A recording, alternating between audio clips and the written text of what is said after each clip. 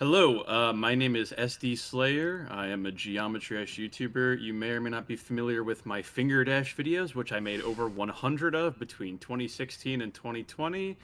I took a break from YouTube for a couple years, but I came back in 2023 making like actual videos, and it's been fun ever since then. I've done some collabs with like Vortrox and Zoink and Doggy, and yeah, since I came back, I've like quintupled my sub count, so I think I'm more of a real YouTuber now than I was back then.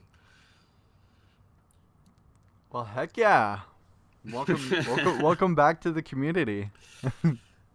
It's good to be back, bro. It's good the people that are like, oh yeah, I like Sdslayer. He's like funny. I like his videos, and it's not just like, oh man, finger dash, but every orb it speeds up. Yeah, it's a bit of an upgrade, I think. Yeah, no, your videos are a lot better nowadays. I got a peek at one of them, but They're definitely not the highest quality videos in the entire community, but that's just because I try to upload so often. oh Like yeah, I try to upload like twice a week, you know. yeah, your upload schedule is insane. It's freaking it's impressive. It's a lot. It gets to be a lot, that's for sure. Yeah. And we'll go with the first question that everybody gets asked. Are you mentally healthy? Oh, okay. Well, it depends. I mean, I like to think generally, like I've never struggled with like real mental health issues or anything like that in my life. Um, I will say that as a lot of YouTubers are, I'm a little bit of I bend to the whim of YouTube. You know, the gray down arrow of it can affect my day more than Yeah. it probably should. Um, it doesn't get me down like super hard, but like sometimes I'll wake up and I'll have a video uploaded that I thought was like pretty decent, and it'll be like a 7 out of 10, and like for a second like I'll be like, I don't get it. This video's good, and then I'll just be like, whatever. I don't even care. I'm just not gonna think about it. Um, yeah, I mean, YouTube probably affects me more than the average person, but I know it doesn't affect me as much as some YouTubers do. So I like to think that I'm doing okay mentally. On a scale from 1 to 10, I'm probably like a 7 or 8. You know, it's like it's fine. Well, heck yeah, that's good. And I definitely relate. I think it's perfectly fair to justify YouTube kind of affecting mentality because it's also like Mhm. any job can affect your mentality as well. Well, it's crazy because like as much as I've tried to kind of keep my standards in one place, it just doesn't happen. Because like when I came back to YouTube in 2023, my videos weren't getting very many views because I had just started. So I had this mindset where I was like, if a video gets 10,000 views in a week, then it was fine. Like it wasn't like a complete waste of time to make. Yeah. And if it got 10,000 views in 24 hours, I was like, this is a pretty good video. But then like as time has passed, it's like as much as I really want to look at a video that has 10,000 views in a day and be like, that's pretty good, I just can't now because most of my videos come to rest at like they come to rest they get like 20,000 within a day, and then they come to rest like 35 to like 50,000 after like a week. So as much as I want to, like I just I can't like it's not something that like I can't look at it like that anymore, and I wish I could.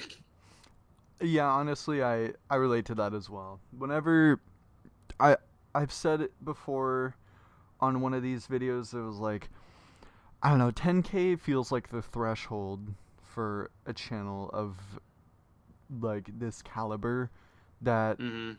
it feels nice. Like seeing the five Yeah. digits. Yeah, yeah. Well, it's also because like when it hits 10K, like there's not like a decimal anymore. Like it's not like 8 point something. It's like you Yeah. just have like the thousand. It's like nice and round, and it yeah like it. That's like the threshold where that I'd set myself at, and I'd be like, this is what I want to go for, bare minimum. But now it's like that's like just not good enough. Like if a video doesn't have like 25K views in a day, I'm like, man, what a waste of time. And I'm like, bro, Yeah. yeah. Yeah, I am not even like in a day for me, but one of the things I like to do is if I see about 20K before it says 2 days ago on the post, then I'm really happy about that. Oh, sure. Yeah. That kind of stuff makes me Yeah. really happy. Yeah, I think that is the thing too that I measure it by is like I want the number of thousands of views to be like higher than the number of hours the video has been out for for a while, you know. That's why like I'll check analytics and it'll be like 15,000 views in 20 hours and I'm like, "Man, I'm washed." Like Yeah, I suffer that same fate as well. But it's a curse. some sort of like YouTube mind virus. It's like a hive mind. Yeah, it's just like it's so hard to remain like complacent. Yeah. But I guess we'll go into a fan question right away. Um, Oh boy. how did you come up with your username Sdslayer? So short answer, I didn't. Oh. My dad did. Um, yeah, so Sdslayer comes from my dad because I used to like play games on his phone and stuff like that when I was younger. And Sdslayer was like the name that he used on like the Apple like Game Center or whatever. Yeah. And like I think he might have even had like a like a YouTube account, not like the same one that I have now, but like just some YouTube channel, and that was like the email on it or the name on it or whatever. Um, and when I was like 10 or something, like I just stole it. Like I was just like, "Yep, that works," and I just took it and I just started uploading videos on it because it used to be Sdslayer 100, and the breakdown of that is SD are my dad's initials. Slayer is just a band that he likes, and then 100 was just like a number for Yeah. whatever. And I just took it. So I think it's always funny because it's like people have like these stories for how they came up with their names, and I'm like, yeah, I don't have that. I just took it. And it was probably for the best because, I've made up usernames for myself over the course of my life, and like they've never been good. Like my first username that I ever made for myself was on a Minecraft Classic, and it was Jman226. So, Huh. it wasn't a huge fan of that one.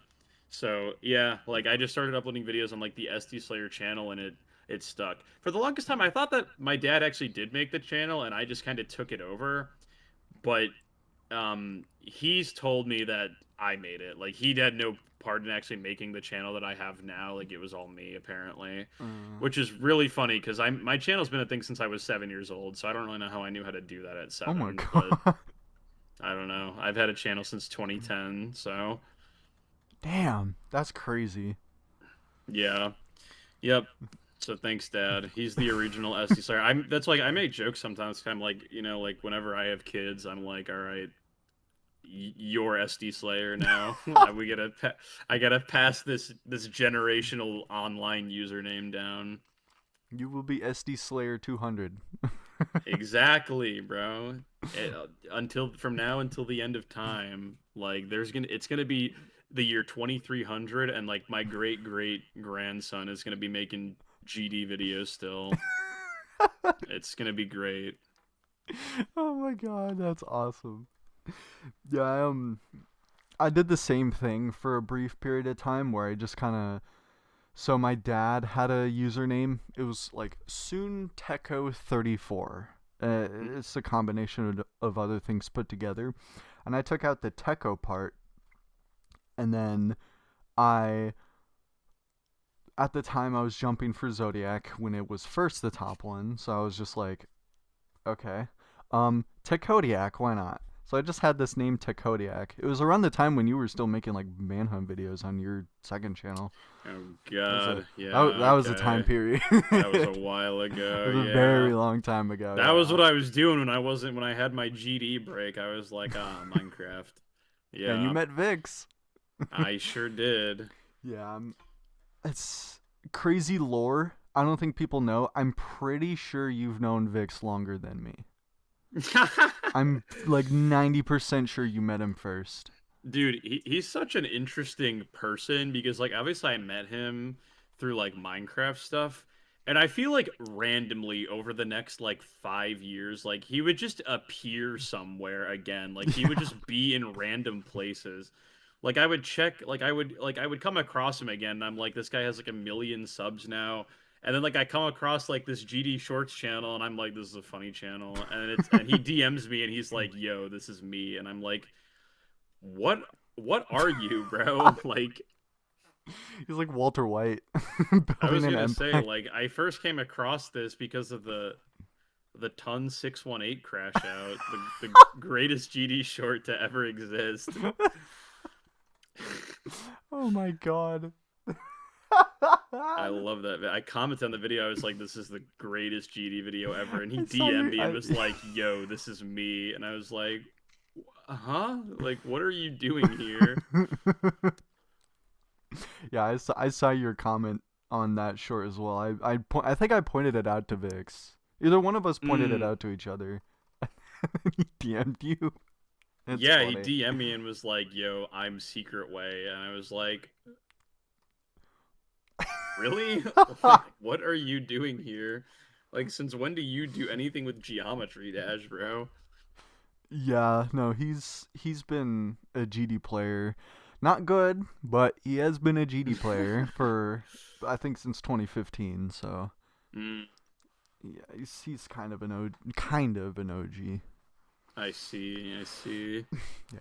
And also we the only reason why Secret Way started was because we actually did a channel before together, and this was around the time when I was the only like person he knew that knew anything about Geometry Dash. So he was Mm, like, I think the person I should go to about this is Benkar. And then yeah, sure.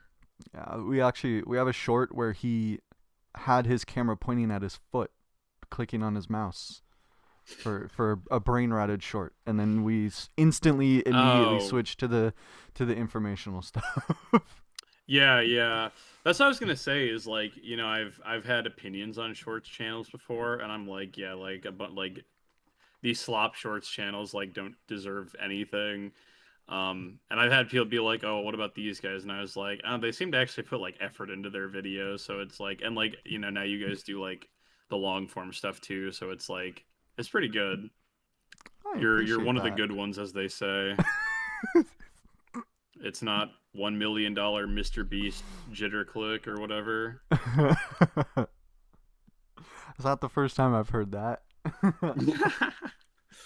You're breaking new grounds. Like if all GD Shorts channels could be like you guys, I'm like this would be a better place. But we have this nobody. It's Bran as the #1 GD YouTuber, and it's like I don't know who is this guy. I I've kind of said before, I respect Bran a little bit more than most because he actually like tries to stream, tries to involve himself with his community and makes long forms as well. Oh, okay. Zedar? It's Zedar? Yeah, I've heard of that guy too. He has like 3 channels that all have like Yeah. a couple million subs or something, I think. It's insane. It doesn't make Because any sense. I literally made like a website that's like mostly for personal use, but it was like like a website that's just like tracks like the top however many like GD channels without like the slop shorts channels because I was curious where I rank if you take out all the people that in my opinion don't really deserve to be there. And like I found like this long Reddit list that someone made of like the top like however many, and it's like it's Bran, Zedar, EVW, Nexus, another random short channel, another random short channel. And it's Chief like, okay. Broso. Yeah, I'm Bite like, we Sticks need to Peaks. like take out these people. Because like on that list, I was like 70th place. But Oh if you my take out god. all of them, I'm like 30th. And it's like, bro, there's like so much like shorts filler that it's like these guys have no staying power. It's like Yeah. you go up to someone in the GD community and you're like, "What's your favorite It's Zedar video?" And like you're not gonna get an answer. It's just all the same. Every single Yeah, short. yeah. Like I don't. And it's like these guys would probably fit well if they made good long forms. Like that's why I have a little bit of respect towards Bran, Because, like I said, he does more than just the shorts. Zdar, he has no community tab, no videos tab. It's just shorts and home. See, That's and it. that's another reason that shorts channels in general, I have this kind of jaded view on. Because if you're just making shorts just for like money or whatever, then like okay. But you can't have an ego about your channel. Like you Yeah. can't be like you can't have be a shorts channel with like 5 million subs and be egoing people that make long form videos that have like 100K because it's like anybody can do this. Like you're not special. And like you don't and I feel like a lot of short channels like don't really have a community. That's the thing. Yeah. I wish I understood the logic in like these like kids' brains on why they subscribe to them because they're not subscribing for the person. Like they're just subscribing because it's like it's the same cookie cutter thing that like every other channel makes, but it's like I don't see the mindset. And I also kind of get annoyed at shorts channels because there are so many of them that YouTube had to like reduce the size of the play buttons, which is annoying. Oh, yeah. Um so like I got lucky. I got my 100K one like right before the size reduction happened. But like whenever I hit a million now, like the gold play button is gonna be like tinier than the silver one. So it's Oh, like yeah. bleh. It's like unfortunate. Yeah, I got the tiny itty bitty one. I don't really Hmm. mind because I mean, I live in a small area and there's not really much like I'm very cluttered in my home right Sure. now, so I don't really mind it being smaller, but yeah, it is the gold Well, I play know there was a button. period of time where they thought like that YouTube was gonna like they were gonna reduce the size and like also it wouldn't have the channel name on it anymore. And I'm like, well, what's the point then? I wouldn't even But like I try to get yeah, one. but I think yeah, like they overturned that because like they got like so much like backlash and it was like etch the name on the button, bro. Like that's the whole Yeah. point. Yeah, that's you can't do that without the name. It's also Hmm. I also kind of like I hate how they just do stickers. Like they do these sticker thingies on Wait, what? the play buttons. It's like the the letters on it are like stickers and they can like easily Oh, fall off. oh, really? Oh, Yeah. interesting. I always Yeah, thought they were it's like an actual engraving.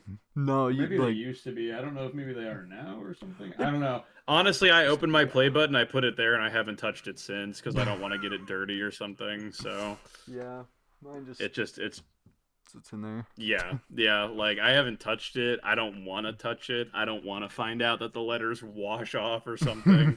Frankly, as soon as I get my own place, like I'm probably gonna hang it on a wall with like in like a protective case or something. Yeah, But same. yeah. Yeah.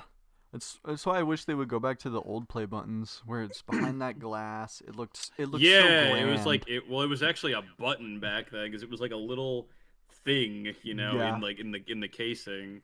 But yeah, now it's like it's more of a plaque than like an actual little thing. Yeah. Those looked so grand when you just saw Hmm. them. It was they're so cool. Yeah, yeah, they're really cool. Yeah. And I guess I'll finally ask another question. um what introduced you to Geometry Dash? Oh, I like this story. I found out about Geometry Dash from two kids who hated me. um, I was like in like third grade or something, and I used to be in the Boy Scouts. Um, and I don't remember exactly why, but there was this week long like camp thing that we were gonna go away for, and like I wasn't having a great time because I was like a small child and I had to like be away from my parents for like a week, and I was Yeah. like melting down. So I wasn't having the greatest time. And there were a bunch of like activities and stuff that like we could sign up to do or whatever. But at the end of the day, there was like a lot of downtime. Like people would sit around like a campfire or make food or whatever. Um, Back then, I didn't have a smartphone. I had like a flip phone that all I could do was like text and call. But like some of the age range here was like third grade to like eighth grade. Yeah. So like a lot of the older kids had like actual phones, and one of them had Geometrash on it, and I didn't know what it was called, but they would pass it around. I have this vivid memory of they were passing the phone around to people on Stereo Madness and everyone would just like give it a shot. And nobody could do the part where you're jumping and then there's a spike and you don't jump and get to the ship part. Yeah. Every single person there except me jumped into the spike, and I was like, "How is this so hard for you guys?" Because like a bunch of them thought I was super cool because they were like, "Oh my god, he did it," and I'm like, "Dude, it's like, like it's like I didn't think it was that crazy." Um, but I became intimately familiar with the game up to that point. I still had no clue what it was called, but like I knew all the levels. There was this one time that I actually went up to the kid because like it was like an eighth grader, so like it was like him and his friend. Like they were Yeah. annoyed by me because like I was like a small child. But like I literally went up to them at one point and I just started reciting the level names. Like I walked up to them and I was like, Stereo Madness, Back on Track, Polar Guys, Dry Out, Can't Let Go, and I was like, I forgot one, and the kid was like, Base After Base, and I was like, that's it, that's the one. Um, and I remember at one point during that trip, they had their phone on the home screen, and like I caught a quick glance of like the beginning of the name of the app before they like swiped their phone away.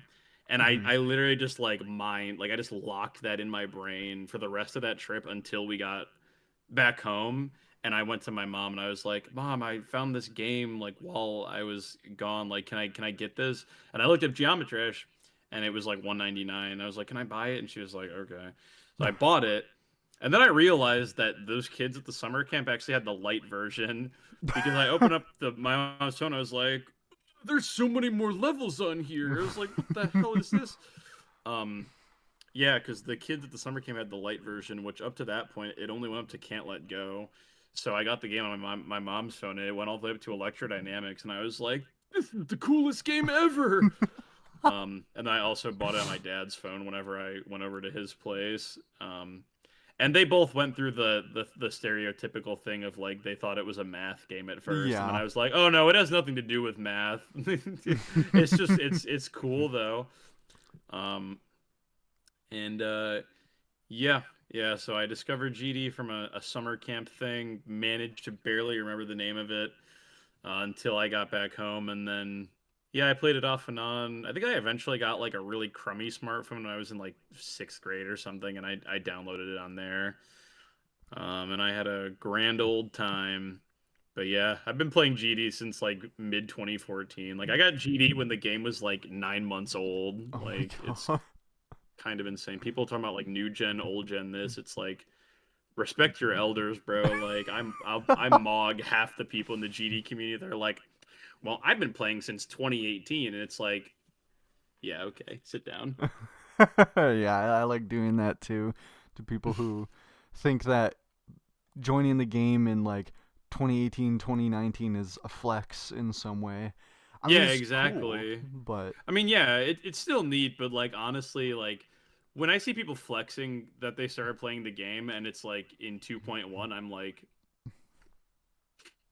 okay, I bro. played in 1.0. It's like whatever you say, bro. Like, yeah. Yeah, I So know that. I'm unk. That's a crazy story. That's awesome. Yep. I don't think I started making videos on it for like another year though, but obviously again, my videos back then were nothing. It was like I uploaded like every play like level previews, and I uploaded a lot of like 1 hour versions of the official level songs, like just looping the song for an hour, and like Yeah. I think the Back on Track one got like 5 million views or something. It God was kind of damn. crazy. Yeah. I think my favorite upload from you back then is Neon Cat versus Keyboard Cat. It's a classic, bro. You know what? Legends got to start somewhere, bro. I Yeah. mean, dude, because here's the thing: you got Nyan Cat and then Keyboard Cat, but then I swapped the music. Yeah. It's insane, really. It's mind blowing. It's groundbreaking stuff, Like I can't imagine Albert Einstein wouldn't put you like in his will for that.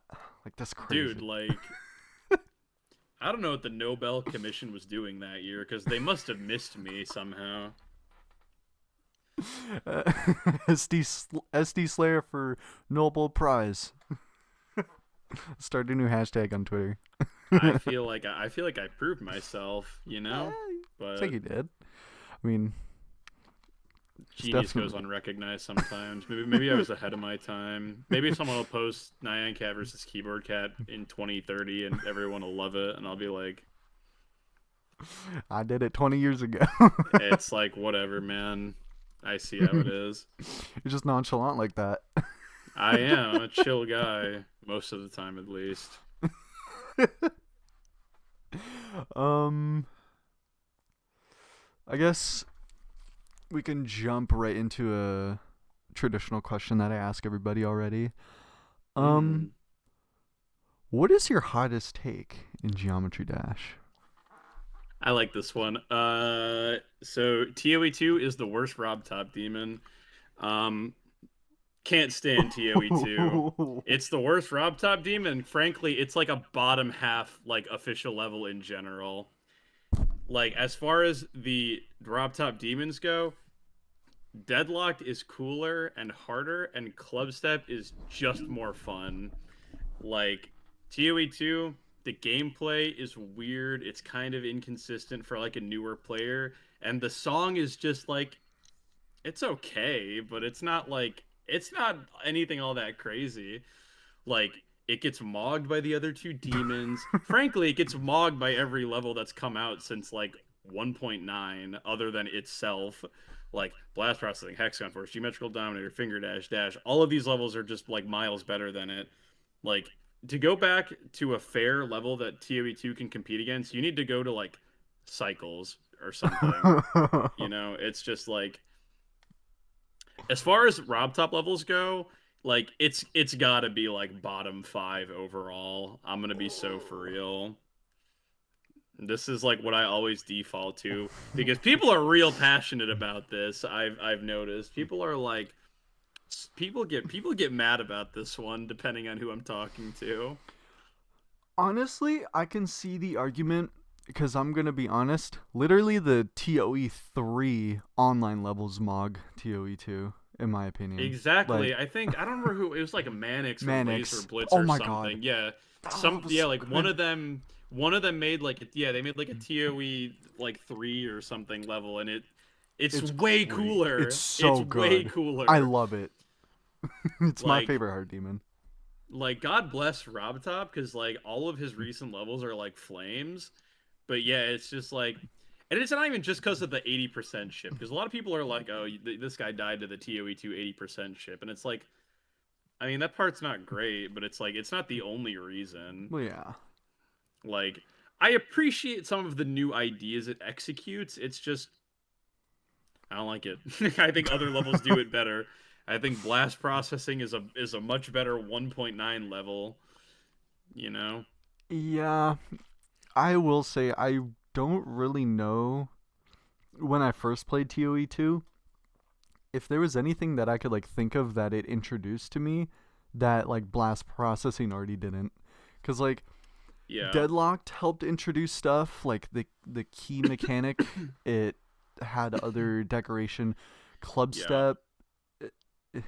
I The don't only thing actually TOE2 brings to the table is it brings back breakable blocks for the first time since Electroman Adventures or something. Like that's it. Does it Like it's just really? harder. Yeah, like I think that like those are like the only two Oh levels that use yeah, breakable blocks yeah. in That that ship. one part. They got one part where it has them, and like that's it.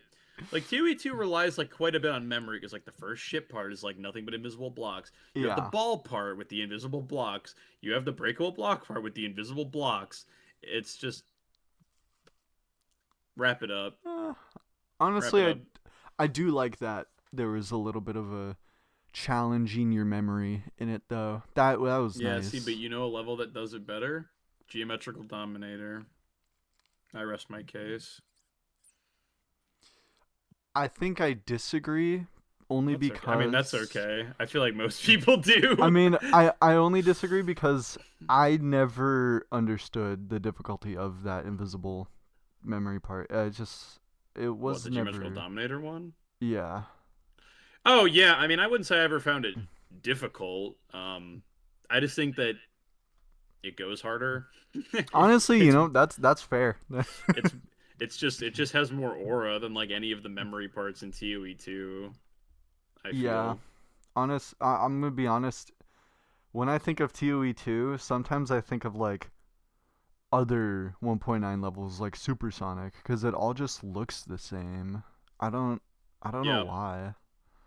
I think the song probably plays a proportionally higher role for me than it might for other people because I'm a very song motivated man. Half of my Extreme Demon completions are because I like the song.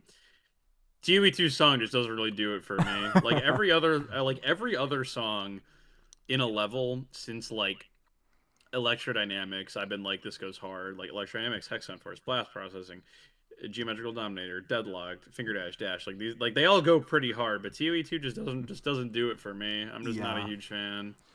No, I agree with that. I play levels mostly based on how well I like their song, and Clubstep best song in my opinion out of the demons.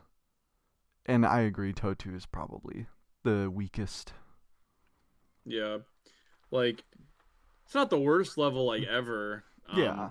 But it's the fact that like when I'm comparing ToE2 to like the other Rob top levels, like the only ones I can really think of that I'd put lower are like 1.2 and like 1.1 levels and stuff. Like it's like, yeah, you know, if I had to pick a level worse than ToE2, like maybe Cycles, you know, maybe Really? I don't.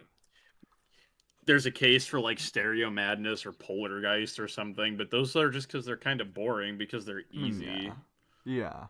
you know. So it's like I don't know. When you compare it to its like peers, it just doesn't do it for me. I the one of the levels I do see an argument for. I never liked this level, X Step. I don't know something about it like this song feels very kind of like it has a similar remedy to Totu in my opinion, like that weird like wub sound in it. But Yeah, I think that the only thing is I think that the melody it's going for in general is a little bit better. But yeah, I've never been crazy about X Step's song. I think it yeah. starts off decent, but once it gets to like the Yeah. yeah, like then it's like yeah, then you lose me a little bit. Um, Yeah. I've always been I don't like hate Cycles, but I've always said that Cycles the song sounds like funeral music, so I'm not like a huge fan of it in That's regards to that either. It's just the beginning of it sounds like someone died, bro. It's like so slow and boring and like it's like this dreary purple level. So, honestly, I I see that. I love the drop though. The drop in cycles is yeah, really it gets nice. It better gets over really good. time, but it's like it's got a real weak start, I feel. Nah, you're right. You're right about that. It's very boring when at the beginning because it just feels like triple spike in a nutshell. Mhm. Yeah, and It's Time Machine already did that, so like what are that's we true. doing? Yeah. um, I guess we'll go to a question about your channel now. Ooh. Um, obviously you have a lot of videos, so this I don't know if this is going to be a 100% question that you can answer, but what was the hardest video to make on your channel? Hardest video to make. Um, it probably would be like it'd probably be a collab just because those tend to be the hardest to edit because I try a lot harder on them and I'm working with like multiple POVs and stuff. Yeah. The how well do GD YouTubers know the Rob top levels was pretty hard to get like a foundation for, but once I edited like one part of it, I could kind of just do the same thing for all of them. It was really tedious, but I don't know if it was like particularly hard. Actually, you know what? The hardest video it was probably my 100K video. It's probably the Dash All Night like music video thing that I made because that video has like 3D in it. Like it has like Oh, 3D scenes in it. Um and a normal person might have tried to learn how to use Blender, but the video editor that I used had this weird like composite shot faux 3D thing that you could sort of do. yeah. But yeah, like I had to make a bunch of PNGs. I had like a big green PNG that I used as like the ground. I had like road PNGs. I had houses that I had to like manually set up. That one was probably the hardest one to make. It took a lot of planning and it was a lot of like raw work. Um, because I hit 100K in June of 2023, and that video didn't come out until August because I didn't start on it until like I hit 100K, and it was Yeah. basically 2 months of like nonstop work. Like I would make Oh regular gosh. videos, but like whenever I was not making a regular video, like I was working on that video, like making assets for it, positioning them, doing like camera animations and stuff. Yeah. Yeah, Yeah. yeah, it was a lot. Yeah. I saw that video and I thought, I don't know. It looked like a joke on the outside. I didn't realize it was 100K. So special. Yeah, well, because I wanted to sort of do like an homage to like, back in like 2017, 2018, there were these like GD Cube animations that were kind of popular. Like Juniper and Colin both made a couple. Yeah. And when I hit 100K, I was like, I kind of want to do a callback to that, but with a lot more effort. So that's what I did. Like the city was like set up in the same way that like you do it back then, where it'd be like you draw the grass and the background in the sky, but then like you'd have like just PNGs of like real looking buildings and stuff. So it's kind of a really weird but funny kind of clash in art style. Um, yeah, it was meant to be like that. It definitely looks, it looks kind of silly in some parts, but that's kind of what I was going for. Um, the song itself was was interesting to try and go through because I went through like four revisions of lyrics before I finally settled on ones that Yeah. I thought were like fine enough. I wanted to draw a fine line between like lyrics that are like good, but it's also hard to write Geometry Dash related lyrics without it sounding really corny.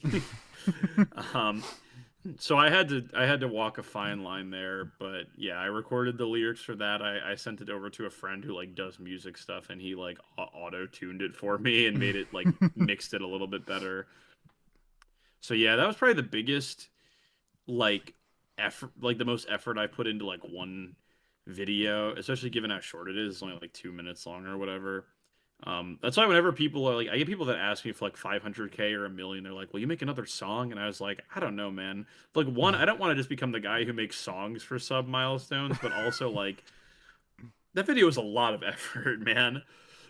Yeah. Like, I don't, yeah. So yeah, it's probably that, honestly. Like my collab videos take a lot of effort, but none of them have ever taken me 2 months to make. So Yeah, I probably have to check that video out. I was gonna watch it beforehand, but mhm. was hyper focusing on other stuff. No, I get it. I mean, especially too, like there's a certain demographic of the GD community who like I don't know if they would watch it because they might just think it's kind of cringy and like it kind of is, but like you know what? Like I hit 100K, like I'm gonna forget that the word cringe exists and I'm just gonna do something. I'm gonna do something silly. So Yeah, you know, we should replace calling things cringe with calling them silly. exact. The internet would be a much nicer place if that was the case, probably. Yeah. But yeah, I mean, I'm still, I mean, I'm proud of the video and I'm proud of the song still. So Yeah. I'm happy with it. Well, good. And congratulations for the milestones. Definitely Thank deserve you. it.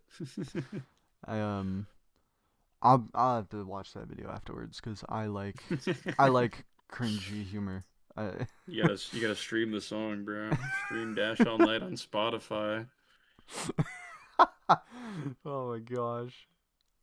Um I guess in that answer you brought up collaborations, but Hmm. what is your dream collaboration? And it could be anybody, literally anybody. Like one person, just like in specific. Uh person, yeah, person. Yeah, because I've done a lot of really cool, collabs with like Zoink, and I've had like Doggy and EVW and Vortrox and Tried and Moldy and stuff in videos Yeah. before, and it's really it's really fun. I mean, obviously, like it'd be cool to have like Zoink on again or Vortrox on again or whatever. Um, it's funny. So Viperin has like DMs like closed on like Discord and whatever. Like it's really hard to get in contact with him. Hmm. When I was making or like planning out the how well did GD tours know the route rollos thing, and like I had sent like Discord messages to like Vortrox, Doggy, EVW, whatever.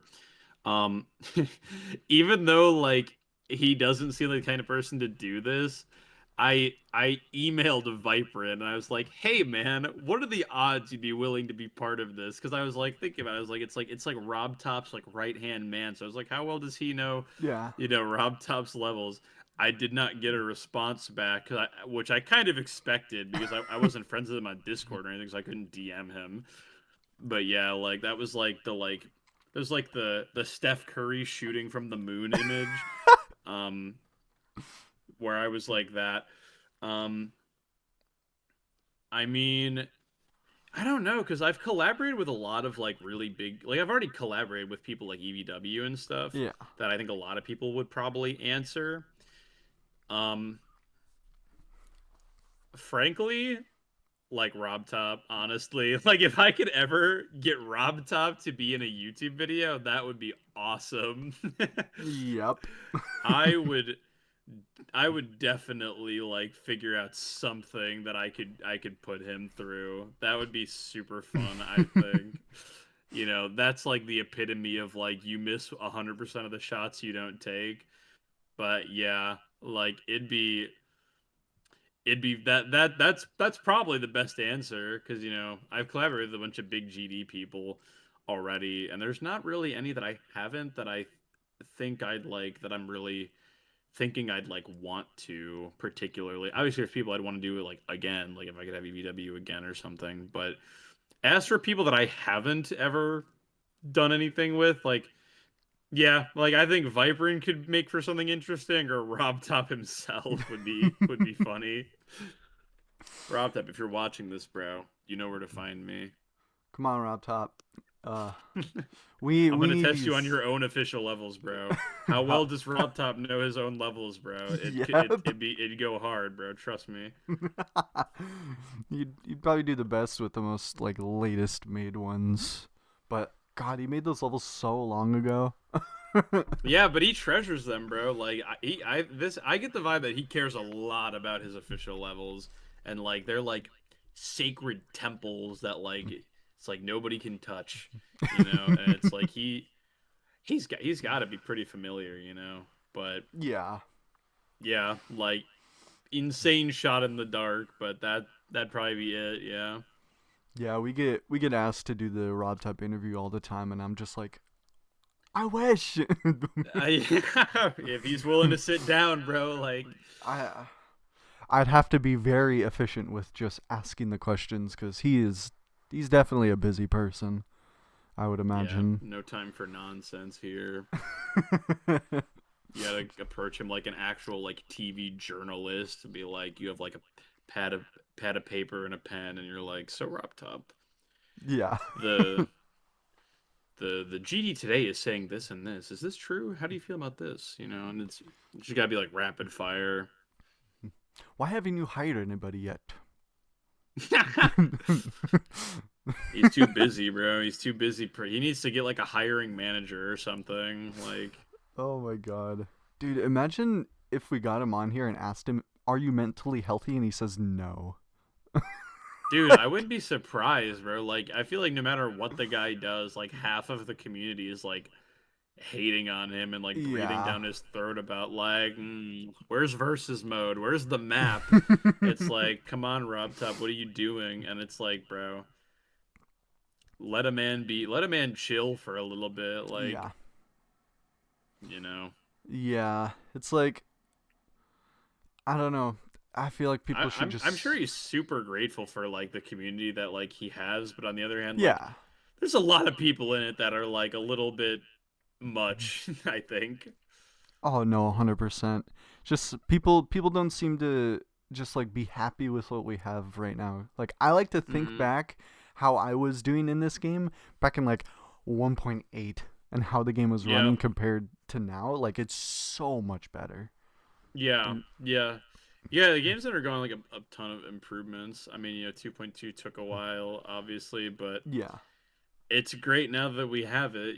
There's a lot of cool stuff that like a lot of creators rely on, and it's nice to see him finally implementing like a lot of community related features. I mean, I don't think a lot of people thought that he was actually going to try to implement CBF. Yeah, no. I in the it's really funny in the Diamond interview that we did before this one, he literally said that he thinks RobTop is going to add CBF like two like and it was that interview was recorded 2 days before he added CBF.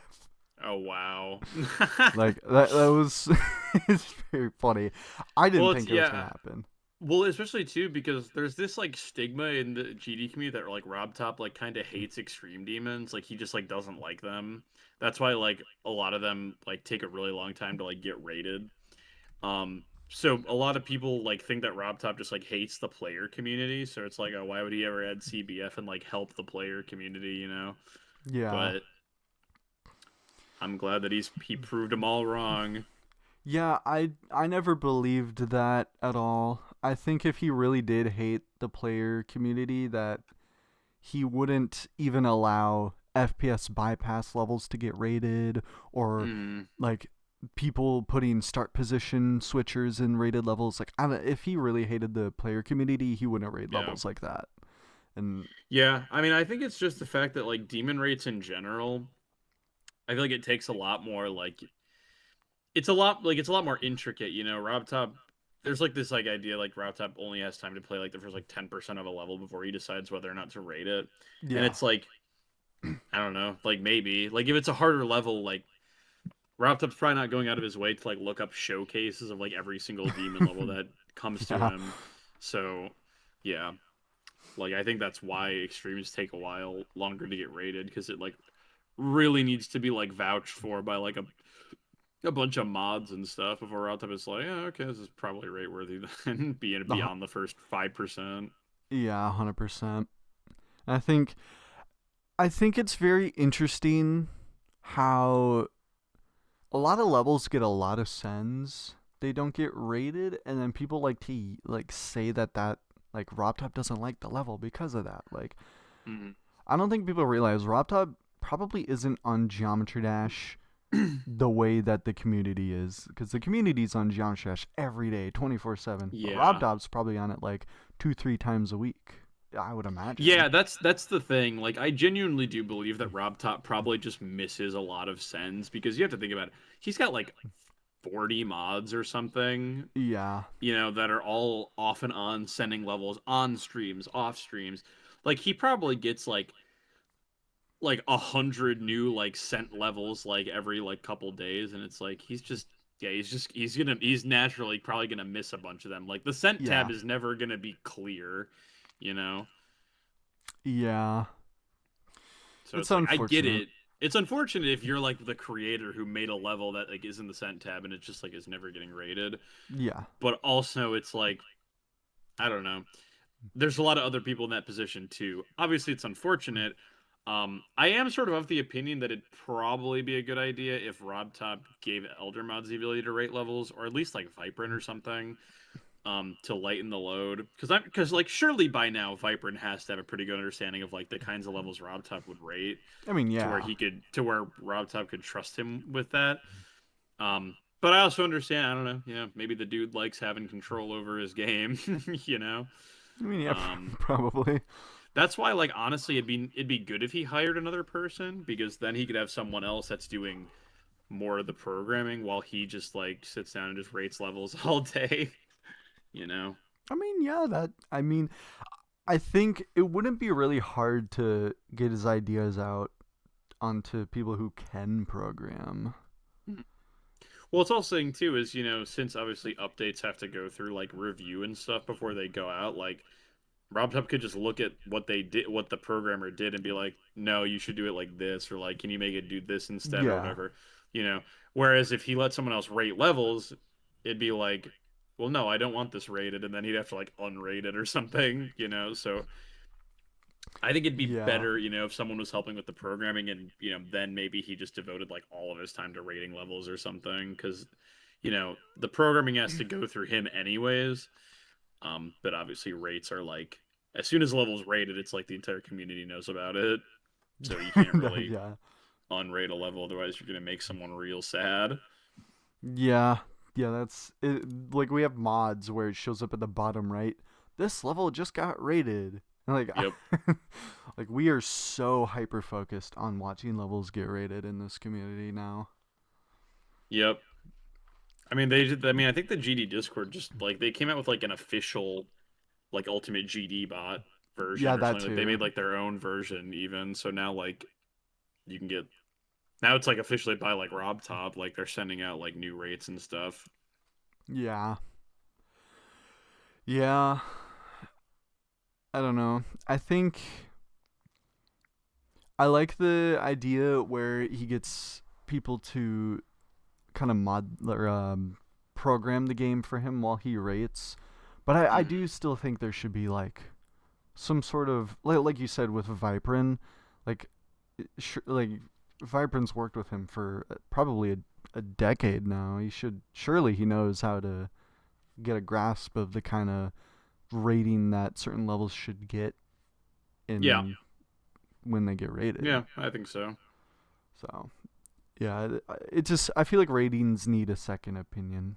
That's what I Hmm. think, and like a Yeah, good I mean, I one. also wouldn't be opposed to like a mod threshold, like if a level gets X amount of cents and like it just gets rated or whatever. Yeah, you can make it as high as you want. You'd be like, oh, the level needs 20 cents to get auto rated, but like that would probably help too, because then you wouldn't have these levels that have 48 cents and aren't rated still. Yeah, yeah, it's crazy how many levels get sends, and it should be.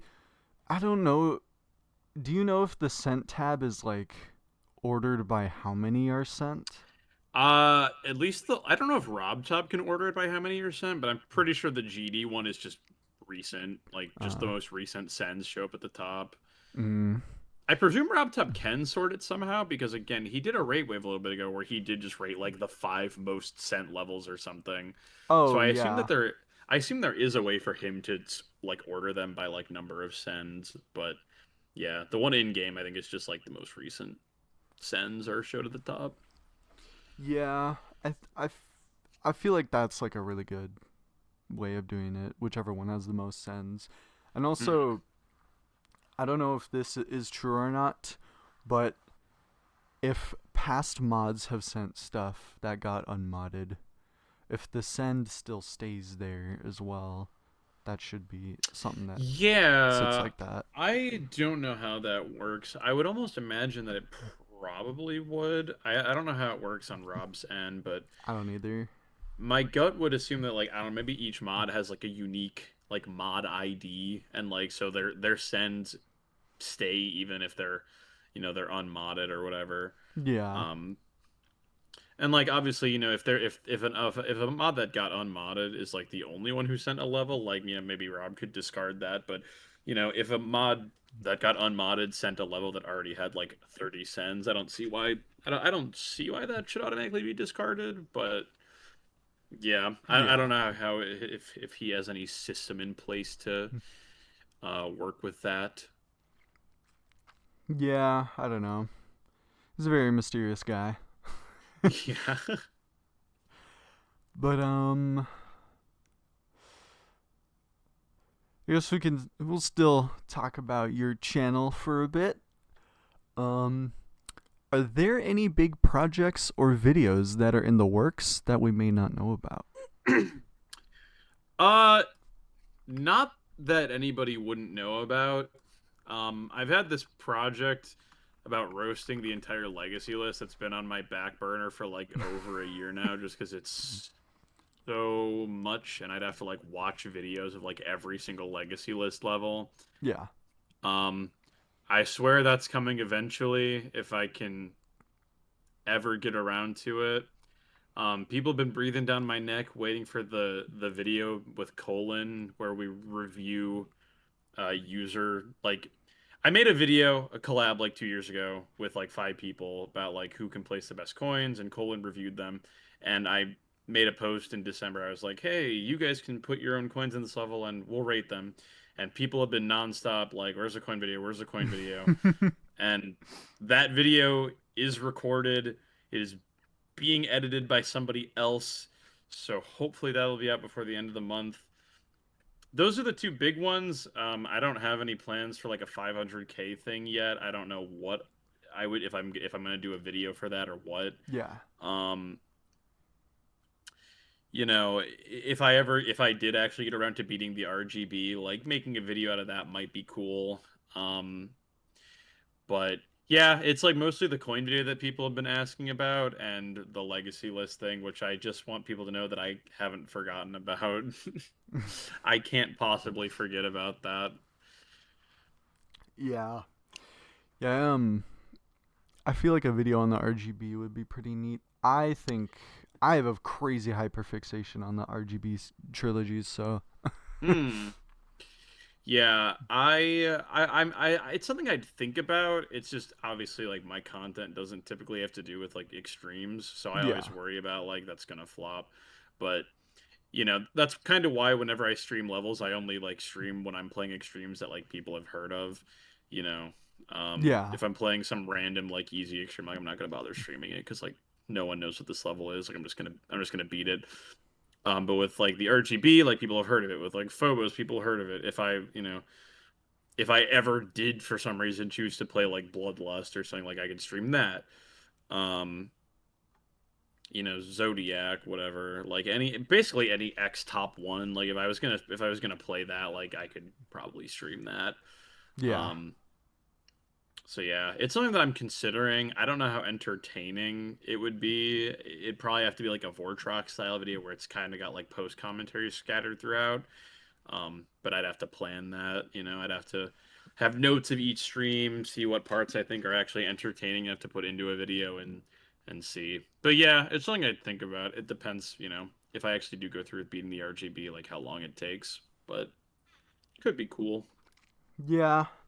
Yeah, I've told myself, and a lot of people have asked me, meme on the Secret Way channel is that I was jumping to Zodiac like a dummy, and then I dropped it and made a ladder instead. But I think even with a quote unquote Zodiac rewind being completely out of character for our uploads, it Hmm. would probably still upload it on this channel, considering we have documentaries and the interviews and showcase videos. Like we have a lot of variety on our channel right now. So Sure. I mean, I know there's like that bouncy block channel or whatever that got like some pretty good views when they were playing Sonic Wave. So like, mm, their main thing was like the bouncy block music videos or whatever, and then they yeah. were getting like good views playing Sonic Wave. So anything is possible. Yeah, Bouncy Block. I like his content. He's very interesting guy.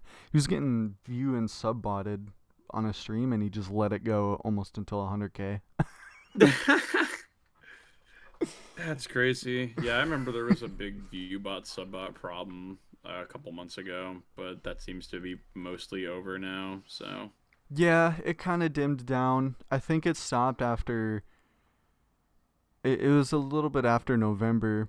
Um, on the Secret Way channel, we were telling like a bunch of people, like, what happened to us is we got flagged for suspicious activity by YouTube, and then we couldn't watch mm, any videos on the Secret Way account for a good like week, and then it had to be fixed. that's weird. Yeah, Yeah. that's weird. Yeah, because when I got view botted, I mean, nothing really came of the view bots. Like, they just went away after like 30 minutes. The Yeah. sub bots took a little bit longer. They took like a couple hours, and I posted on YouTube. I was like, "Yo, these sub bots aren't going away." And YouTube, they replied, and they were like, "Oh, it can take up to it could take a couple hours, even longer sometimes. So just be patient." And eventually, they went away. Yeah. Um, I also definitely didn't get the worst of the sub bot. I think they sub botted me like 1,000 subs or something, but I felt bad. Like TCD got subbotted past 100K. Yeah, that That was was so really sad. unfortunate. Yeah, and they that was like a lot of it was like 4,000 sub bots or something. Like it was a lot. I felt Yeah. very bad for them. Yeah, that was really sad. I kind of I was gonna DM all of them GG on 100K, but like it really felt like I don't know. It felt Yeah. like if you were to hand them a gold bar and then stab them with a serrated knife at the same time. Like, Yeah, it's really rough. yeah, this is very unfortunate. Mm. But now we will, or I'll ask you a question on one of your second channels. Oh boy. Will you ever go back to making Minecraft content on the SD channel? So yeah, this is something I've thought about. A while ago I actually had made a community post that was like, "Oh, I'll make a Bed Wars video at 7K or something." And then when my main channel started doing well, like the trickle down Yeah. eventually got that channel to 7K, and I was like, "Well, I don't have anything to do here."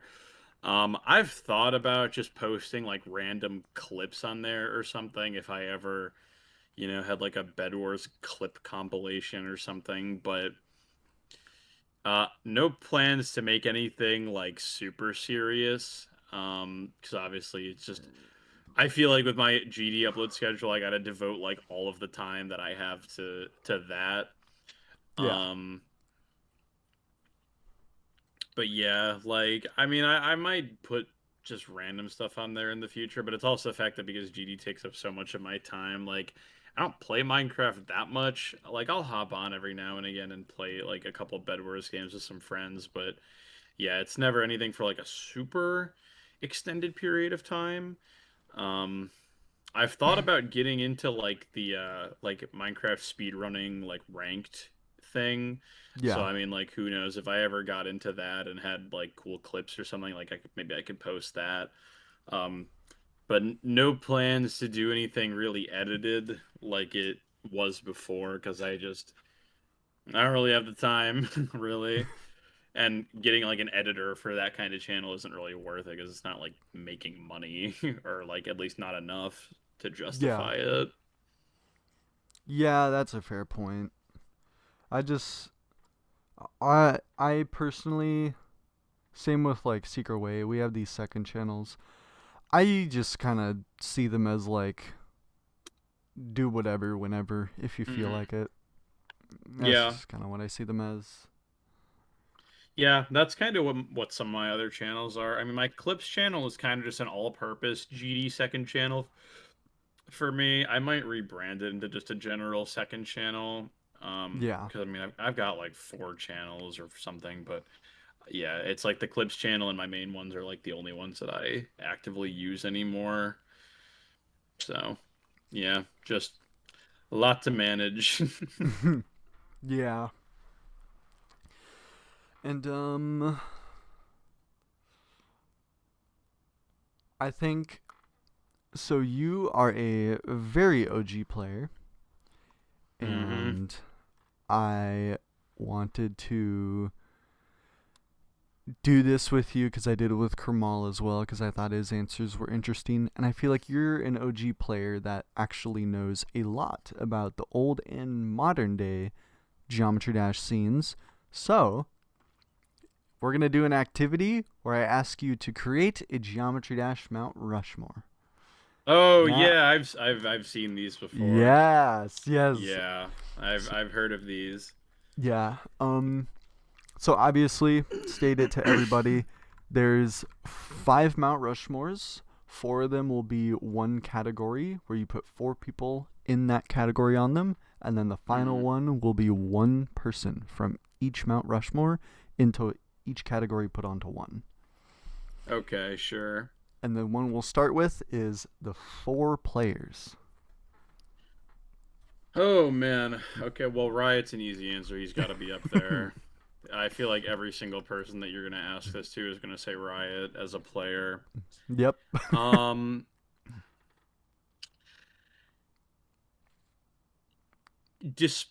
I feel like some people might not say this just because I feel like when people think of Mount Rushmore, it's like people always think about like the old.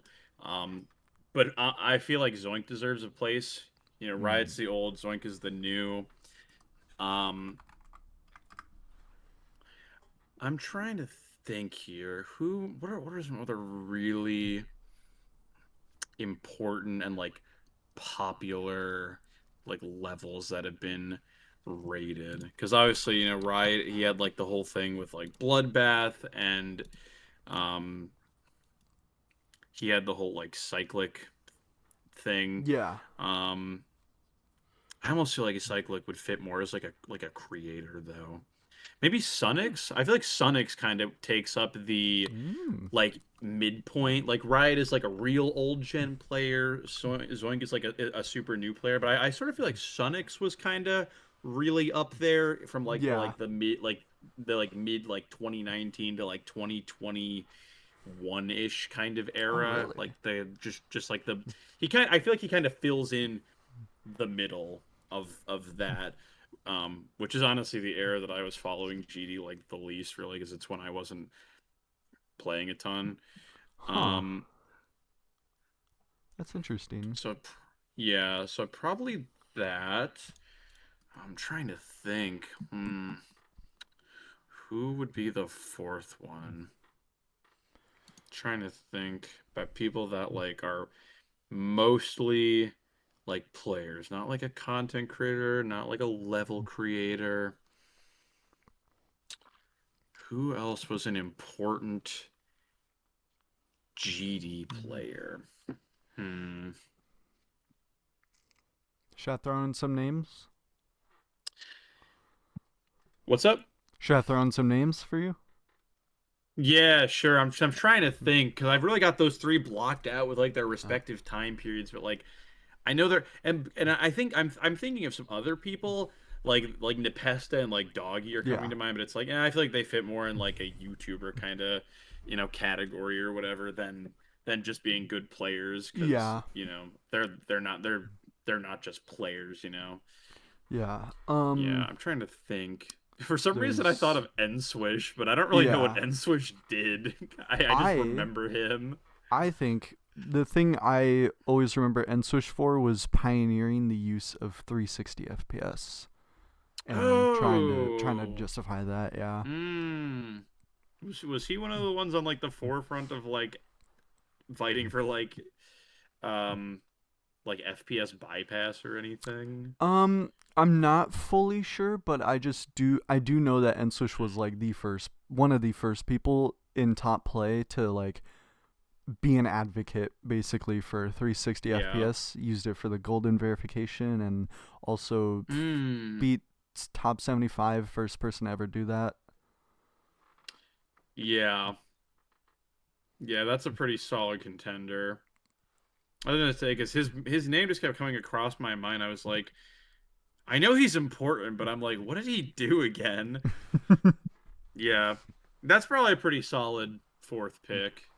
I don't know exactly when he was super active. I don't know when his like prime time period was.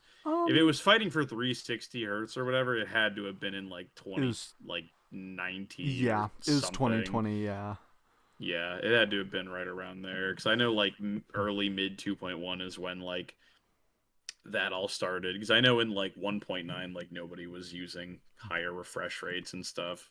yeah. So yeah, I feel like that's a fair four. Yeah, you got Riot, Zoink, Sunix, and Enswish. Yeah, I think that's fair. It'd be I'd be lying if I said I haven't seen someone do that list of That people exact as well. one. Yeah, I it's believe it. yeah. People say Zoink, Sunix, and Enswish are the top three best players of all time, and then they just throw Riot in there as well because it's like I mean it's Mhm. Riot. Like he's the Yeah, I first person to mean, push the yeah, I limits. mean, he verified the most popular extreme demon ever. I think Yeah, Bloodbath stayed at Bloodbath's like at the top of the demon list for like way longer than it should have been.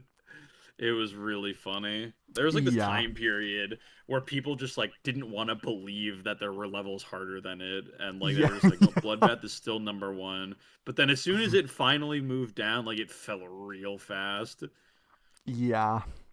It was a it was like keeping a flame lit for as long as you could, and then just instantly got rained on. It's literally like there. I feel like there was this time period where like all the list mounts were like la la la. I can't hear you. Bloodbath is still number one. Yep. But yeah, Yeah. No, I think the day that Bloodbath was the day Bloodbath had that realization where, oh my god, it's easier, is the second Phobos switched with it and was seen as harder. yeah, That's when it was just yep. like, oh That's my god. yep.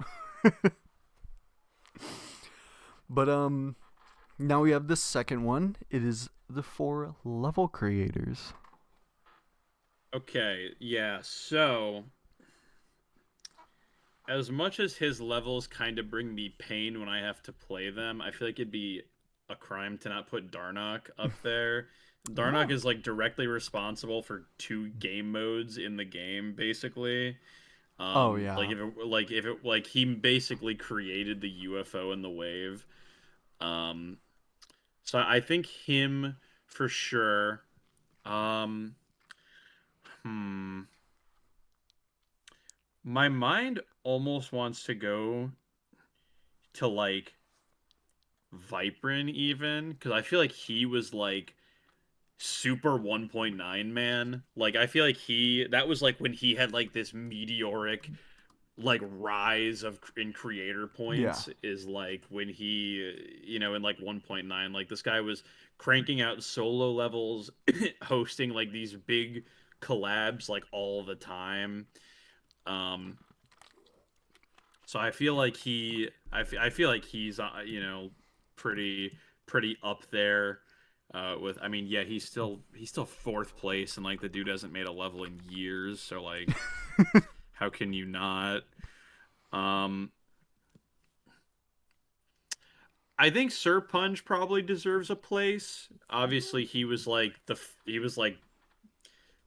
one of the first, if not maybe even the first person to like do like mini game kind of stuff.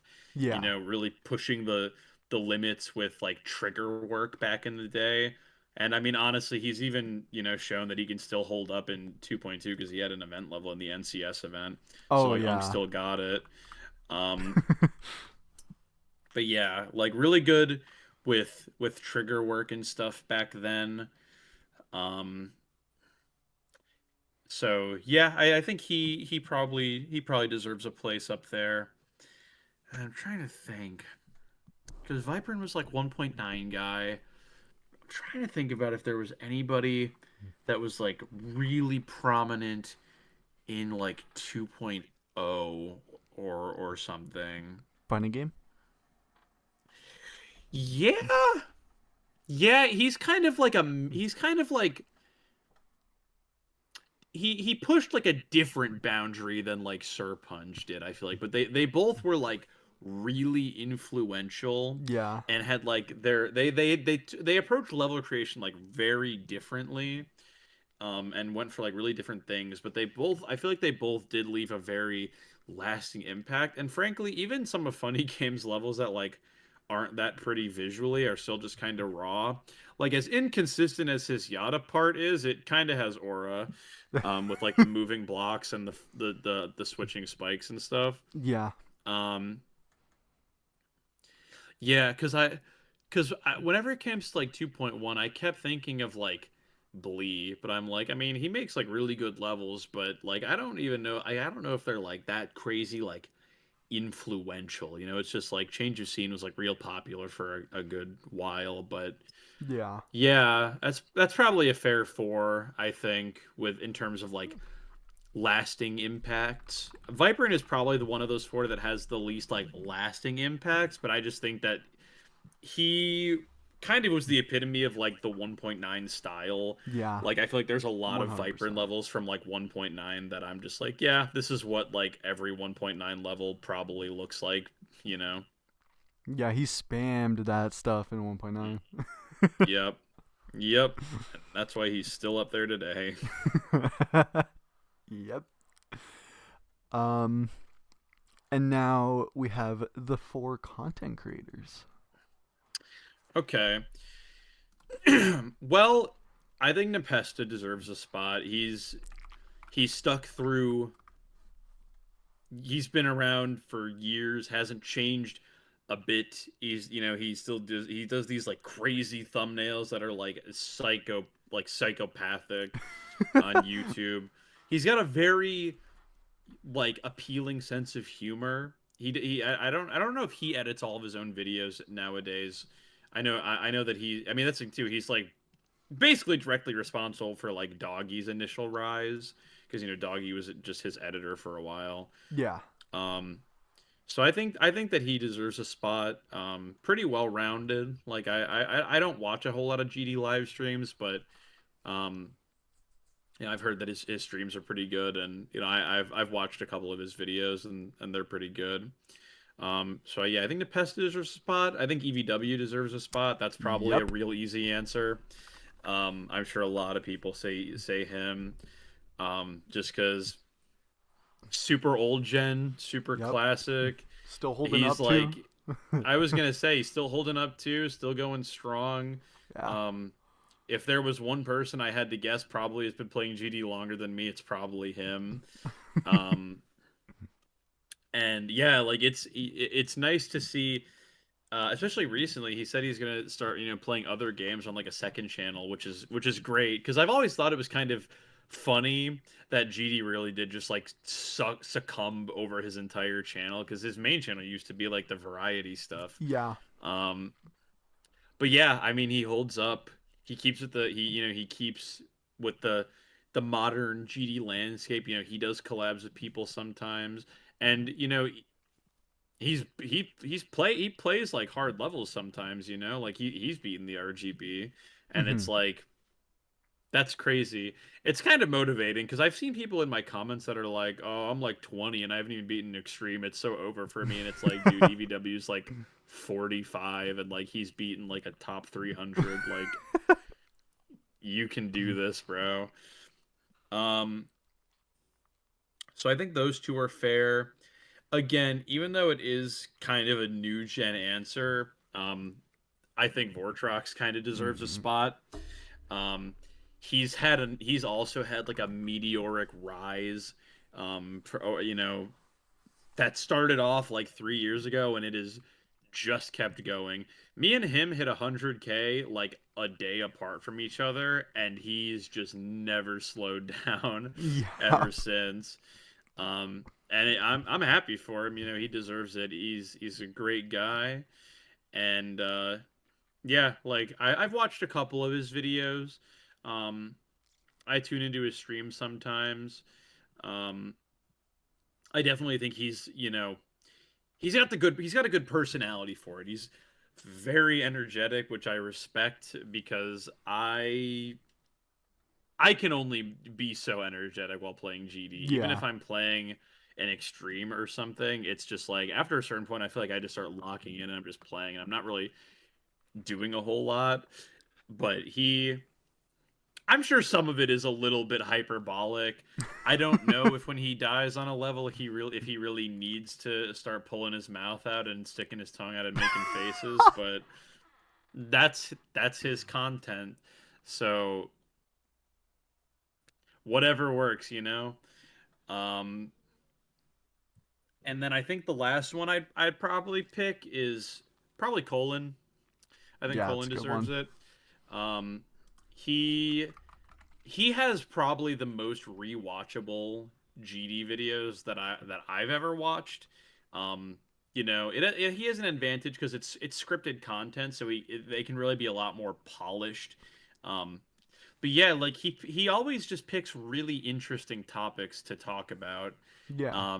And they're topics that I just go back to sometimes. Like I've probably watched his video about how GD introduces its mechanics, just the Rob Top levels, like 5 times, because it's just a topic that I've just sometimes come back to, and I'm like, yeah, I'm gonna listen to this again. I like this. This is a good video. Yeah. Yeah. He's got really good rewatchable content. Mm-hmm. Yeah. Very solid. 100%. And now we're on to the four music artists. Ooh, okay, Water Flame easy. Ooh, bang right off the bat. Water Flame easy. I love Water Flame. Um, very good stuff. Uh, Not much to say really. I think Water Flame has made like all of the best drop top level Yep. songs. He's got a bunch of super good classic just classic other songs that are, even if they're not in drop top levels, there's plenty of good levels that use Water Flame music. Um, God bless Amethyst for introducing the world to yet another Water Flame banger. Yep. Um, so that's a pretty easy one. Um, I have recently come to appreciate a lot of boss fight music actually. Um, Hmm. I don't even know a ton of levels that are like really well known that use their music, but it's just really good. Whenever I come across a level that does use their music, it's always a good time. I mean, my current hardest is Shutdown. It uses Milky Ways, and it goes hard. Oh my god, You know, yes. yeah, like I don't like all of their music, but they have a lot of really good re-listenable ones. I think I think "Be Gone, Mr. Gone" uses a boss fight song. Um, so that's where people might have heard that. Um, I think it would almost be wrong to not mention Dim Rain. Yep. Obviously at the speed of light, but also by proxy, Dim Rain was like an influence to like Nighthawk 22. Yeah. So I feel like without Dim Rain, we wouldn't have Isolation, which, is the Limbo song. Everybody knows Isolation by this point. Yeah. So yeah, like I think At the Speed of Light and Isolation are two like super prevalent songs, and without Dim Rain, we wouldn't have either of them. Obviously, he's got like other music too that's pretty influential. I always think of there's a funny game level. I think it's called Revolution that uses a Dim Rain song. Um, Infernoplex. yeah, it uses Infernoplex, and I don't know why, but that level specifically has always been very memorable to me personally. It's just always stuck in my mind. Um, so probably those three, and then even if his music isn't as prevalent nowadays, I'd honestly probably go with DJVI. Yeah. Gave a ton of the early bangers. I know a lot of people aren't a huge fan of the early level songs, but I mean, I'll stand by Back on Track and Dry Out and Can't Let Go Until I Die. So Yeah. you know they're pretty good. I've heard some of his recent music, and like it's still good, but yeah, I mean, I don't think he has as much of the staying power as some of the other artists do. um but I think it's important not to forget your day ones, and yeah, even if his music isn't as used anymore, I think he still kind of helps with GD's like fundamental, like Yeah. foundational identity. Yes, he. Oh, he made Club Step, right? That's DJ Nate, I think. DJ Nate. I keep I mixing think the DJ DJs. Nate was Club Step. Yeah, The DJs, they just. yeah, yeah, yeah. I think the last official level song with a DJ VI song is X Step. I think everything after that is Water Flame or DJ Nate or F777 or Oh, MDK too. MDK, yeah. Yeah. Hmm. So yeah, I mean, he hasn't had a song in an official level in a hot minute, but those early ones, for a while that was all there was. That Especially is with true, yeah. 1.9, it was like your only options were official level songs. So, and like most of them were DJVI songs back then. Yeah. Well, now we're on to the final Mount Rushmore where we take one person off of each previous one and put them into onto each head in this final one. So we'll start with the four players, and we have a Riot, Zoink, Sunix, and Enswish. So I think that when it comes to the idea of a Mount Rushmore, I do think that, I mean, obviously the real Mount Rushmore is a bunch of old people that were historically important. Yeah. So even though I think Zoink is really important nowadays and is pushing a lot of the boundaries, I feel like I still kind of have to give it to Riot. Um, he was like the OG like difficulty guy, the OG, Yeah. breaking the bounds and whatnot. And even though Zoink has realistically probably pushed the game further than Riot did at the time, um, yeah, I think that historically speaking, that's kind of what I would default to.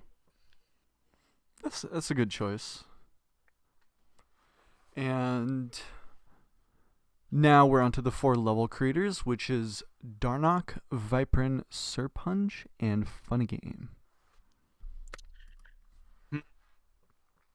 Darnog, Vibrant, Serpunch, funny game.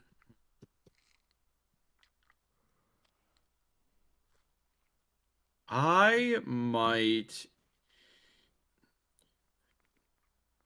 I might give it to Serpunch, frankly.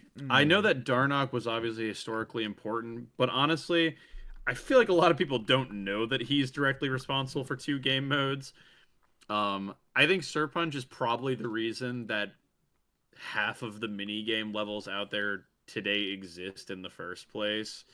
Yeah. Um, I feel like he probably motivated a lot of small children back in the day to try and learn what the move trigger does or the spawn trigger. Um, and yeah, and again, I feel like for a lot of the game's history, he was just like the like stereotypical like he's like the best creator. He's like the greatest creator. Yeah. So I feel like for a long time he was that. Even though Darnock has like a bajillion creator points too, but they're all from like 1.3. But I feel like Serpunch was probably the one with the most staying power in like the more modern era. No, I agree.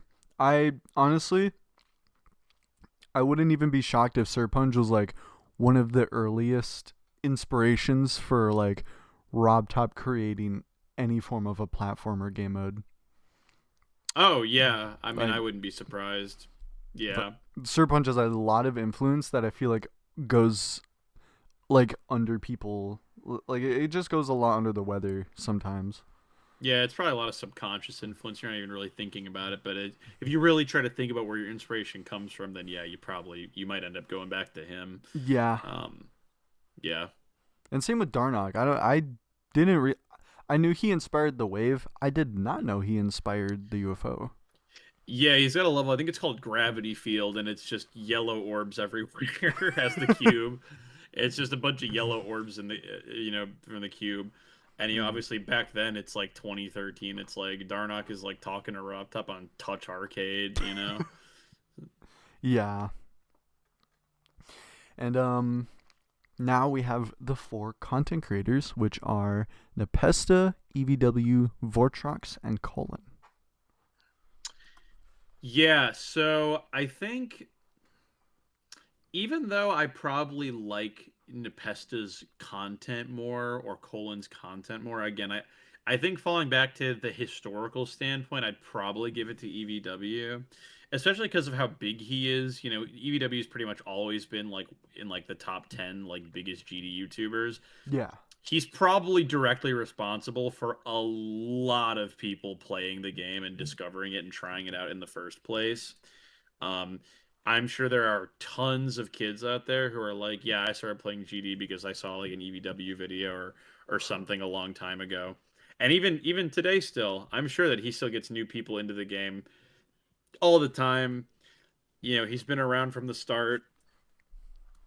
Yeah, I mean, he's never he's let up with EVW. making never yeah, he's never let up with making videos. He's been committed to the content grind for 12 longer than years. most of his viewers have probably been alive. So so Oh my yeah, god. even if I like Nepesta or Colin's videos more, yeah, I just feel like has just got like a kind of an unmatchable community presence, really. I feel like everybody knows who he is, even if they don't Yeah. love his videos or watch his streams or all that. It's like you can't be a GD player and not know who EVW is. Oh, 100%. And then the final one is the four music artists, which is Waterflame, Boss Fight, Dim Rain 47, and DJVI. Yeah, so I'm just gonna give this one to Waterflame. Yep. I was. um, just gonna give this one to Waterflame. Again, made tons of the more recent level, like Rob Top level bangers. Made tons of bangers outside of it, and also he's like the only one that I know is pretty nice regarding YouTube copyright because he'll let you use his music in videos, which is very nice for YouTube. Yeah. But yeah, like I love like a bunch of his music. I use like a bunch of his music in like just the levels I make for videos. And yeah, I mean again, I feel like if you ask the average GD person to name like a popular GD artist, I feel like he's got to be one of the first ones to come to mind for Yeah. most people. Because honestly, as much as people talk up people like Dim Rain, I'm willing to bet there's a large majority of this community that can't name any Dim Rain songs other than that, The Speed of Light. You know? Probably. Yeah. No. The most consistent thing about the Mount Rushmore is how for the music artist one, I'm pretty sure every time Waterflame has been on there whenever I've asked. Yep. So Yeah, it's just like I feel like when I was younger, I used to view DJVI as like the GD guy, but just over time, it's just switched to being Waterflame. It's like, yeah. and the thing too is like he's been making music for so long that sometimes I'll come across a level that has like a good song, and I'm like, this is a Waterflame song that I've never even heard of, but it's like I'm glad I have now though. Yeah. Like there, like Waterflame is in the category, but there's like tons of songs of his that I know I like, but I probably can't even remember the name. Like I just remember how they go or whatever, and like Yeah. I'll have to scroll through his catalog to find them. Yeah, he makes Yeah. really good music. Yep. Well, he got the four best and one monument, and it is Riot, Serpunge, EVW, and a Waterflame. Yep. I that is a pretty fair Yes. selection. Yes, I like that. I like that one. Would not be surprised if that is somebody else's exact selection too, though. Honestly, I think Riot, EVW, and Waterflame. I don't think I've seen Serpunge yet, which I Hmm. really love that Okay. you put Serpunge on there. Okay. So Yes, I'm not an there's, NPC. I'm not just a bandwagoner that's like, I like Riot. I mean, I do gotta say this though. I'm pretty sure every Mount Rushmore for the content creators, Nepesta, EVW, and Colon. It's those Yeah, that's three probably fair. every single Yeah, time. yeah. I definitely understand that with something like with these categories, there's gonna probably be one person that's gonna be like ever present in like all of Yeah, them.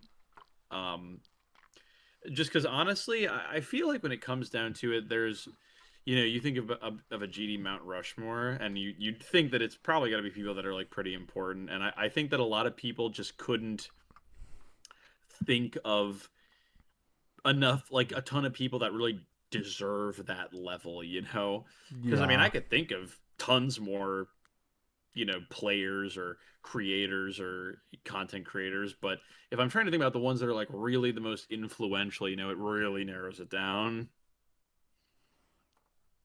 I mean, that's a fair assessment. Hmm. I definitely think that constantly keeping in the idea that it's supposed to be like a Mount Rushmore, it's supposed to be people from long ago. Kermal did the same thing, and I love when people do that instead of just like four players. Zoink trick pop off. Yeah, yeah. No. I mean, it's totally fair if those are the people that you think happen to be the most influential, because I mean, I mean they yeah, are pretty influential nowadays. I mean, I wouldn't be surprised if somebody puts like Doggy in like the content creator or the player one, or even the creator one. I mean, Doggy's really good at creating actually, but like I wouldn't he be surprised if someone puts him in there. But it's just that I'm trying to think back, and I'm like, well, without Nepesta, we probably wouldn't really have Doggy. yeah. So. Yeah. Yeah, I've seen people I think I saw someone put Doggy for player and content creator. Yeah, and He's that doesn't surprise me that much he's because so versatile. he is very present nowadays, especially because I mean it's nothing but grief. But Yeah, yeah, I mean that goes into him being a content creator and a player. And I mean as far as content creating goes, I mean he doesn't make videos super often, but when he makes videos that aren't just grief progress reports, like they're good they're videos. decent, like they're Yeah, pretty good videos, yeah.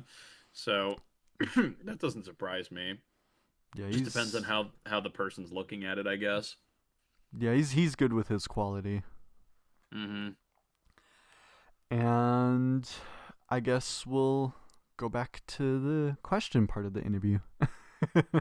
Yeah, I was gonna say people. I saw some intriguing comments under that community post, so but I'm curious what the most common ones were because I'm sure not everyone was asking the random um, questions. yeah, I didn't pick fan questions that seemed really, really random. I saw Yeah, someone asking about the Roman Empire, and I'm like, I saw that one. I saw that one. Did not know what that meant at all. I saw that one. and it was a top comment as well, and that's why I was like, is there a meme that I don't know about? If you don't, I don't know about it either. If there is, not a clue. But one fan question that I will ask that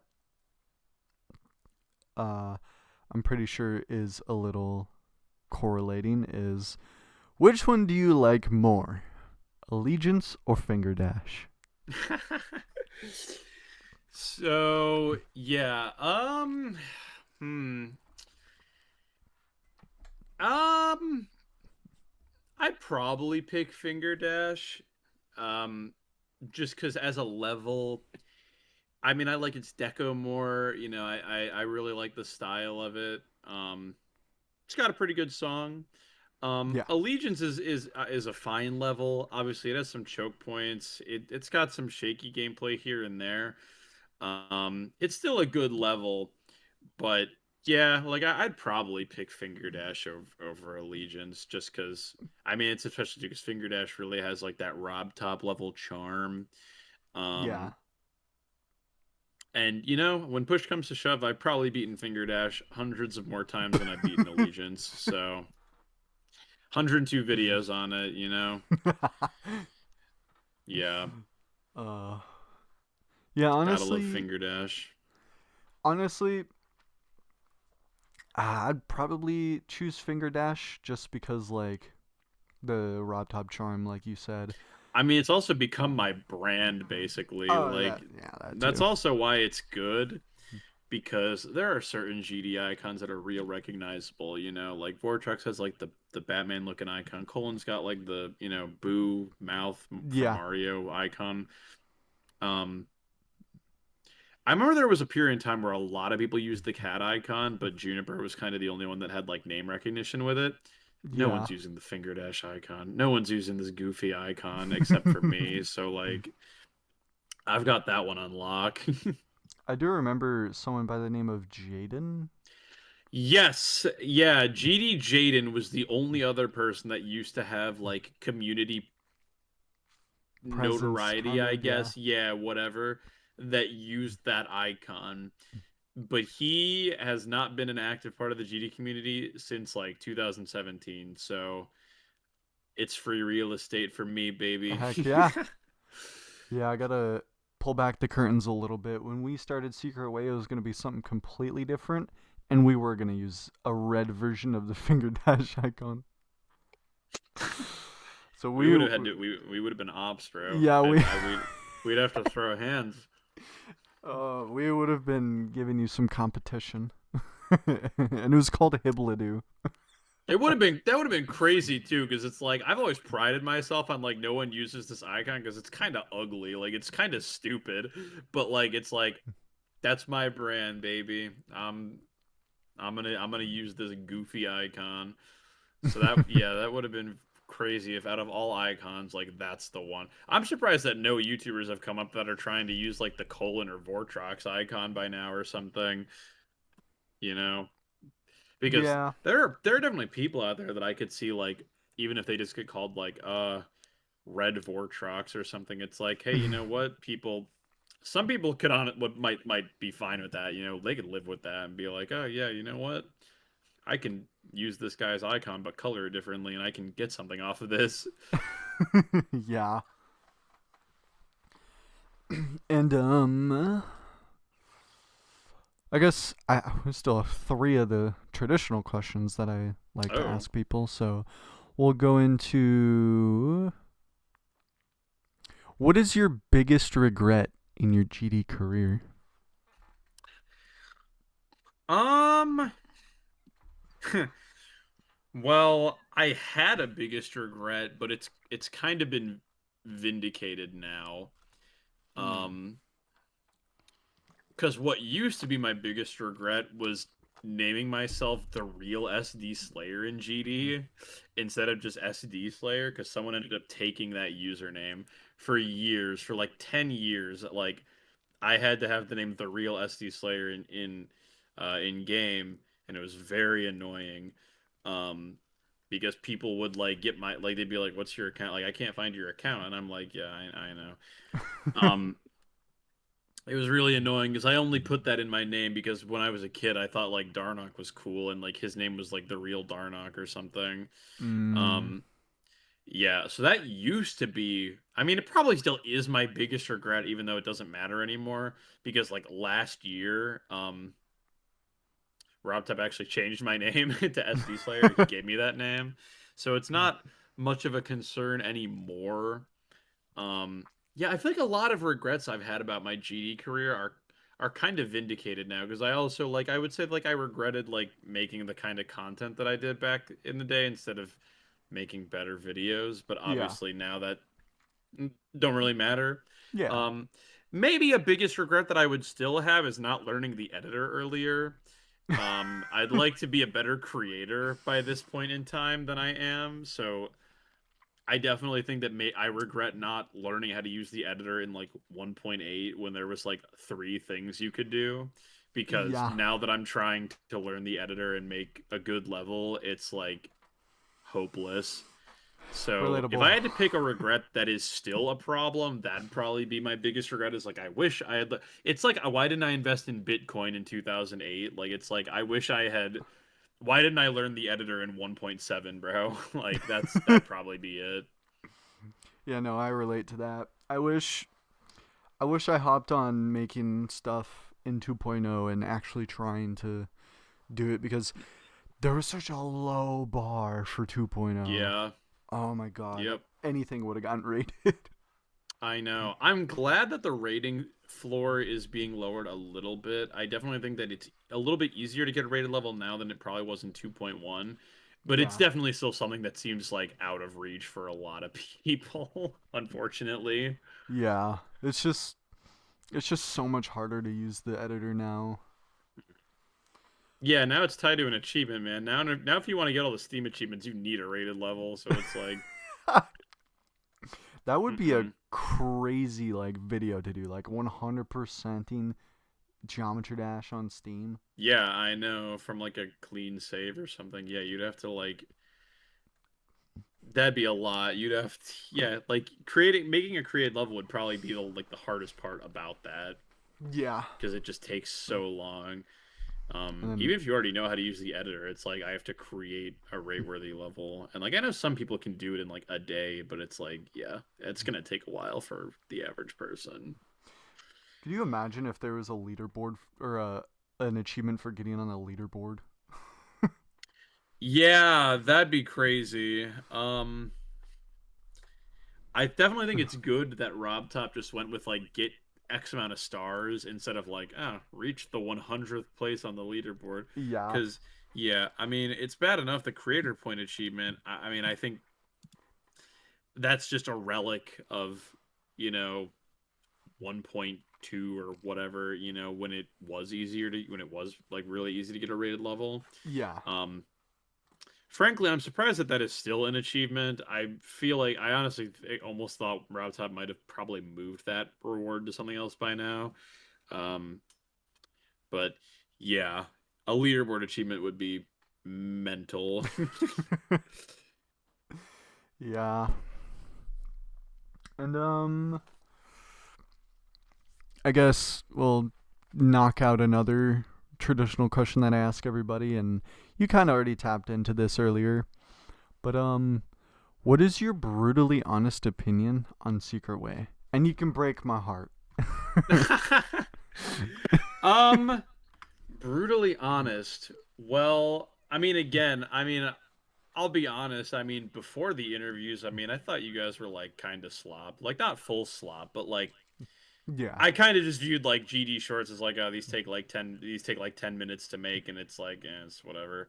Um, I mean, again, now like I really do appreciate as like a long form YouTuber that you guys are like taking the foray into that content, and it's good to see like some of your guys' videos doing well. You know, I'm glad that you aren't gonna end up as a GD YouTuber with like 1 million subs and long form videos that get 400 views. It's good to see. You know, you make community tab posts and they get like thousands of likes and like hundreds of comments. Oh So yeah.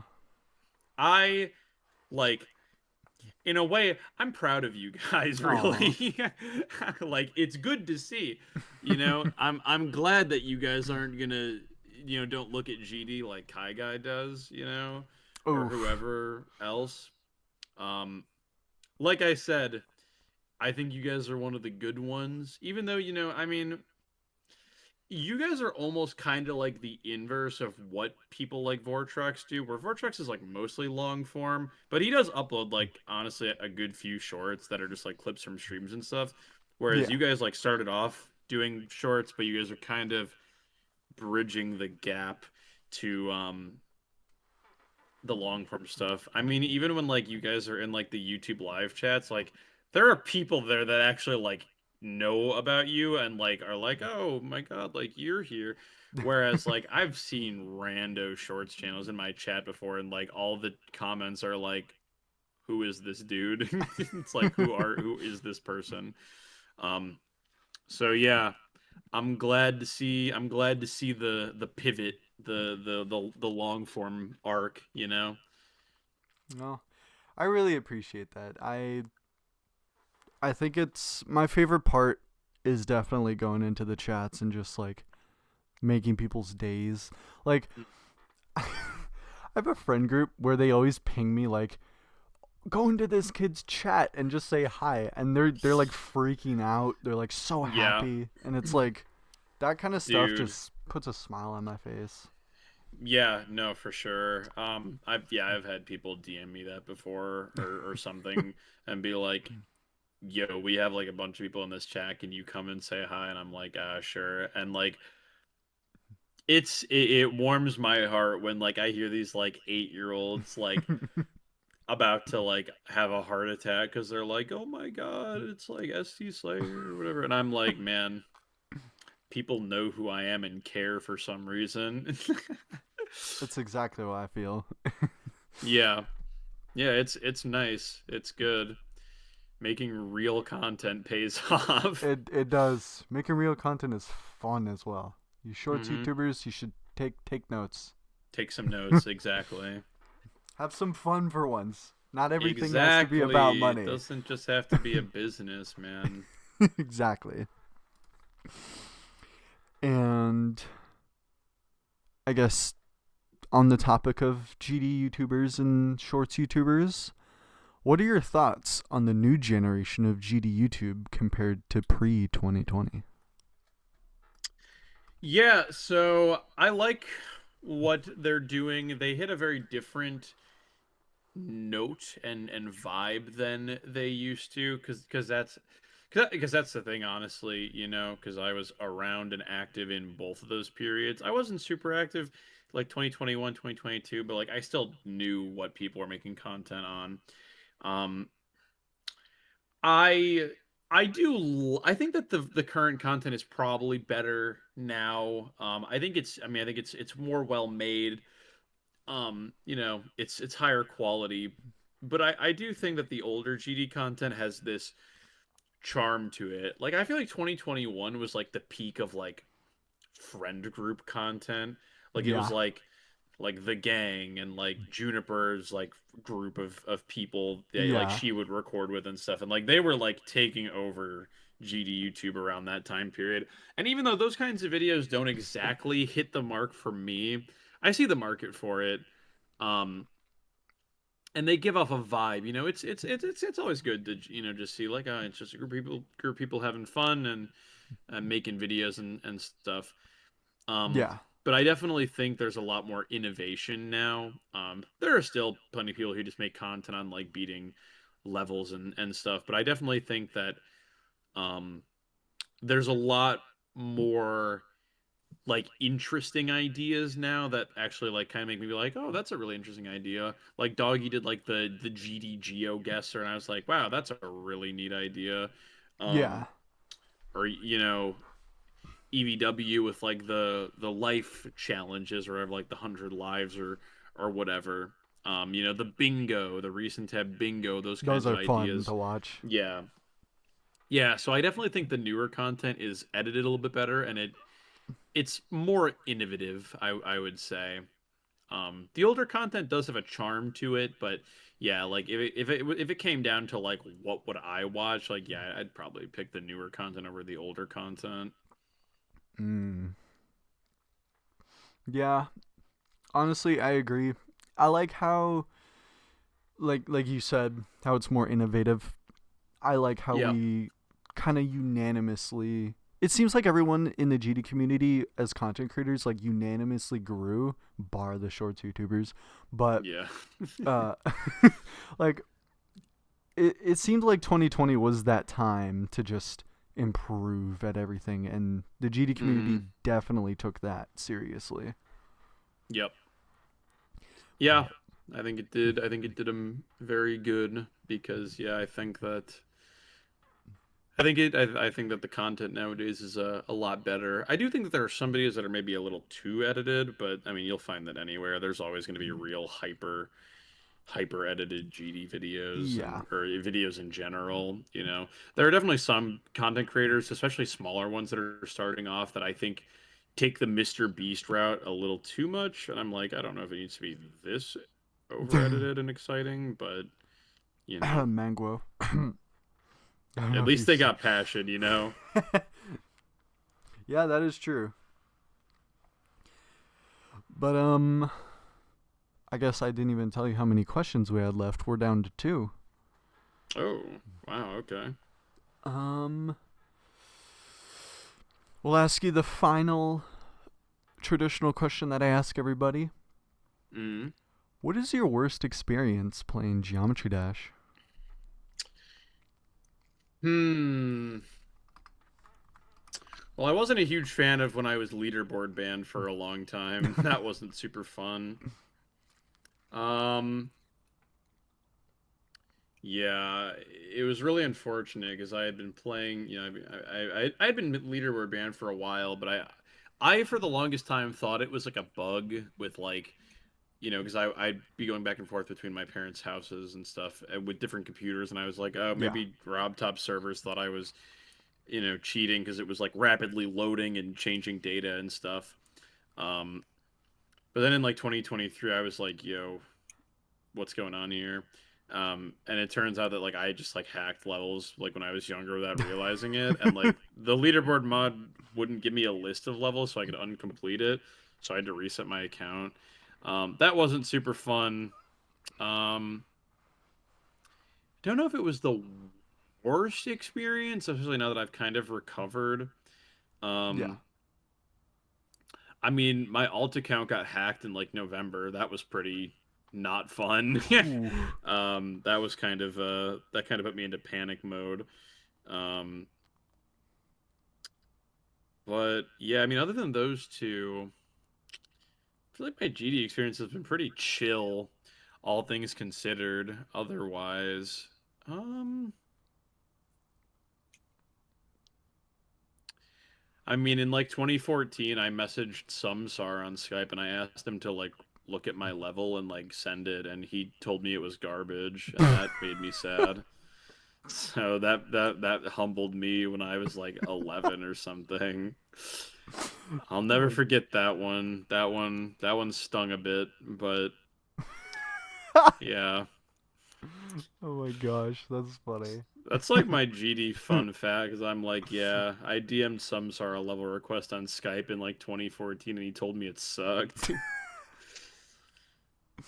Oh, the lore, that is awesome. Oh man. Yeah, people getting hacked. Ooh, the last November last year. Yeah, it was like, yeah, like 2 months ago or whatever. Yeah, that crap is just happening so much. Like I don't know Yeah, what's going on. yeah, it's a little nutty, a little insane. Um, don't know what their motivation is, but I don't I don't either. know. They Tell you what though, I got a real secure password now though, so yeah, they I got a screenshot sent of one of the hackers, the ones who hacked Purgatory. They were yeah, yeah, yeah. they were like, "We should go after Benkar next." I just gave myself a Google generated password after that Yeah, instantly. I opened up one of those like things that detects like how long, like how strong your password is, like how long it would take to crack. And I just typed in like random letters and Me symbols too. until I got a password that was like, yeah, it'll take 9 quintillion years to crack this, and I'm like, okay, that's probably fine then. Yeah, Yeah, I immediately just started pressing my keyboard shift yeah, and then yeah. unshift every now and then. It's a little annoying because now I can't remember this password, so every time I want to log in, I need to like get my phone because I have it like written down. But Oh yeah.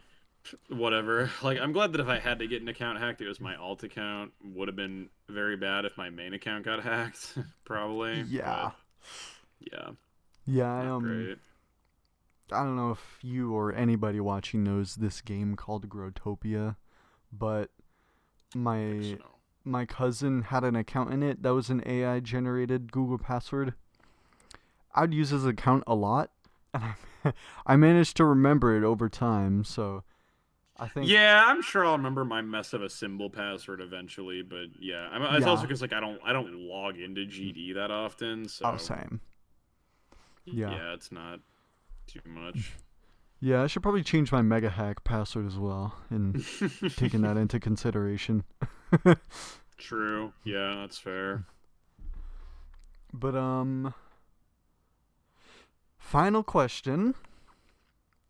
Um, Boy. have you thought about beating the entire dedication series?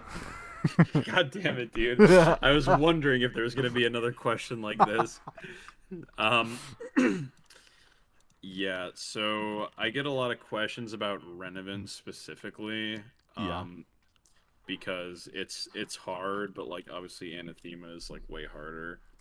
So I would not write off Renevant if I would not beat it as a new hardest. If I was ever gonna beat it, I'd want to beat something harder than it first, and then maybe come back for it once I know I have the skill. yeah. The thing is like I've watched videos of Renevant and Anathema, and they don't seem like they're very fun to play. Um, Nope. I don't know if it changes if you're good at the game, maybe if you're good at the game, it becomes more fun or whatever. Because I mean, like, I don't think any of the top 10 seems particularly fun, but I'm sure there are people out there that enjoyed playing some of them. Yeah, probably. Um, the entire dedication series I find unlikely because Anathema is number 12 on the list right now. Uh, I don't know if I'm ever going to be that good at the game. Renevant is possible because, like, it's in the ballpark where after I beat another new hardest, I could maybe go for it, but again, it would be a new hardest then. So it'd be like two new hardest and then like maybe I'd go for it. Um Not something I'd write off for the forever, at least Yeah. for Renevant. Not anything I'm planning in the near future. And again, if I ever get good enough at this game to be able to beat like a top 10, maybe I'll play Anathema for like the meme, you know. Um, I'd have to see where the demon list is by that time. Because Yeah. Renovant is a level that like I could feasibly maybe see myself going for like at the end of like next year or something. I don't know. Like if I were ever to get good enough to beat Anathema, like we're talking like 4 or more years from now, probably. You know, I'd have to see how I'm feeling about that because I've mentioned before that like I'd like to get good enough at the game to eventually beat Limbo, Yeah. which is pretty hard because I really like Limbo and it seems like it'd be a really cool level to beat. Um, but Renovant or Anathema is like 30 spots higher than Limbo, so Yeah. you know. I don't know about that one. Not gonna say no, but it's definitely not something I plan to do in the near future, at least. I mean, it's definitely not off the table. It's still possible. Yeah, like I wouldn't say like no, I'm never gonna do it. I also just wouldn't say like yeah, I'm definitely gonna do it. You Yeah, know? hold some sort of promise and have people like, Yeah, ah, you said you would. yeah. It might happen one day. Renovant is infinitely more likely than Anathema, but you know, again, I gotta I gotta get better at the game before I could look at anything like that still.